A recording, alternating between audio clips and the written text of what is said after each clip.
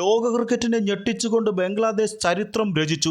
കരുത്തരായ ഓസ്ട്രേലിയ അവരുടെ നാട്ടിൽ ചെന്ന് 9 വിക്കറ്റിന് കീഴടക്കി. താരതമ്യേന ദുർബലരായ ബംഗ്ലാദേശ് ക്രിക്കറ്റിലൊന്നും അസാധ്യമല്ലെന്ന് തെളിയിച്ചു.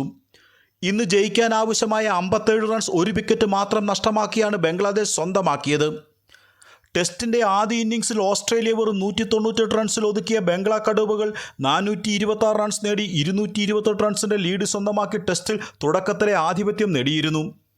രണ്ടാം ഇന്നിംഗ്സിൽ ഓസ്ട്രേലിയയുടെ പക്കൽ നിന്നൊരു തിരിച്ചുവരവ് ഏവരും പ്രതീക്ഷിച്ചെങ്കിലും കാമറൂൺ ഗ്രീനിൻ്റെ സെഞ്ചുറിയുടെ പിൻബലത്തിൽ 284 റൺസ് മാത്രമാണ് ഓസീസിന് നേടാൻ കഴിഞ്ഞത്.